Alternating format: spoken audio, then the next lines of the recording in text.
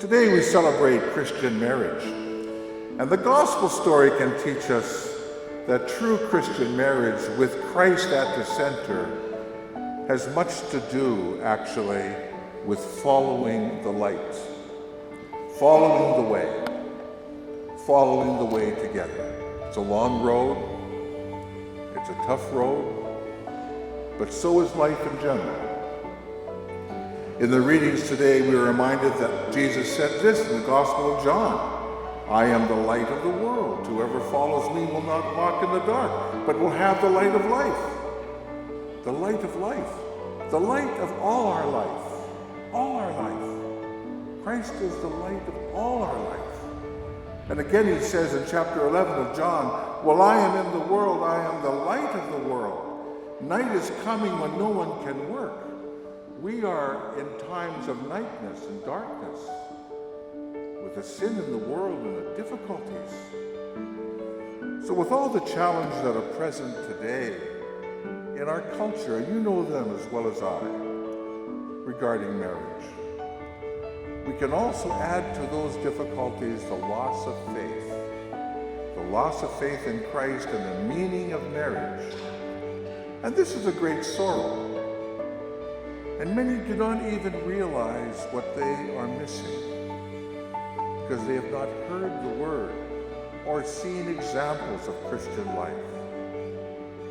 But you know, the true light that Jesus talks about, the true light of the world, is not within our power. It's not within our grasp. It comes to us from God as a gift.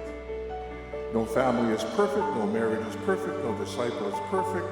God is looking for perseverance of faith, which is our anchor of hope. The light of Christ is our anchor of hope. Our faith in Christ is the anchor of hope in the storms of life. But it's not just the faith of individuals. Two people looking at each other for hope. Looking at each other for the meaning of life. It's two people looking in the same direction, like Bartimaeus, towards Christ. Then, in marriage, it becomes an anchor of hope. To come out of ourselves and realize the light of Christ is a gift from outside ourselves. It comes from God Himself.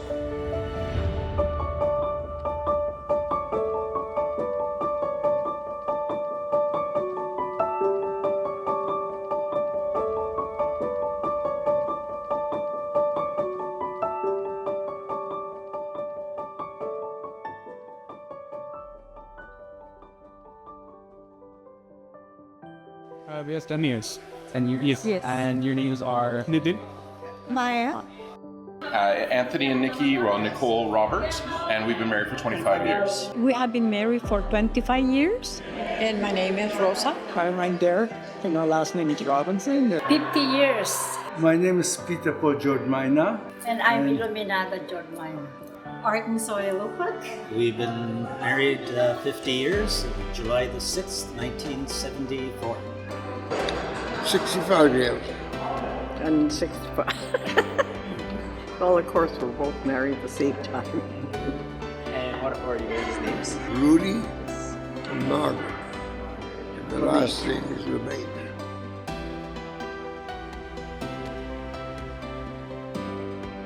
He gave us lots of blessings in our life. We got 3 beautiful kids and we got good jobs. I think the easiest one is obviously our daughter. She came to us a little bit later in our, about halfway through our marriage so far. And obviously it really has shown a lot about, God and sort of the mysteries that we have and sort of the blessings that they give as you sort of learn as a parent as well as obviously as a married couple. We're blessed to have a family. We have 3 daughters and we have 5 grandchildren. And our life is full and family means a lot to us. So that's a very special part of our life and our devotion. The greatest one, having a family, my You have those kids. yeah, that's the greatest one. You see them growing up, It's not you know? yeah.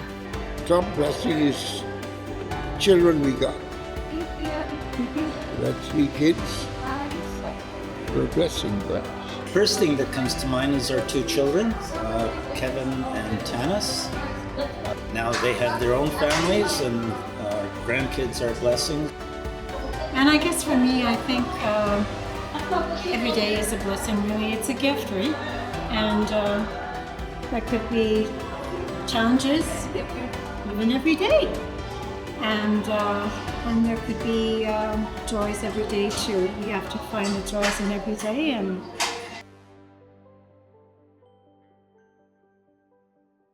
If you're running into problems, well, I think sooner or later you do, because you have to grow. And if you can't, you're going to have trouble. And if you do start running into trouble, there's no shame in going and asking for help from whoever. Talk. Yeah. And it's not just the easy conversations, it's the hard ones. Be willing to be open, be vulnerable, listen as well as receive, and be clear with your response. It's we've prevented a lot of arguments by discussing things that were hard or difficult in advance. So communication, it comes down to just being open. I think the most important thing is we've always made time for the church and made time for our prayer and for our that I think has been a bond of hope all the time for us, because there have been lots of challenges in our lives, and I guess commitment to each other, right? and understanding, more patient, each other, and have to give and take, things, stuff like that. And you have to endure everything, whatever comes in life, and at the end of the day, you have to love each other, right? Sacrifices. And life is getting shorter now. What comes to my mind is my faith. And actually our parents, at least my parents, they told me to persevere, and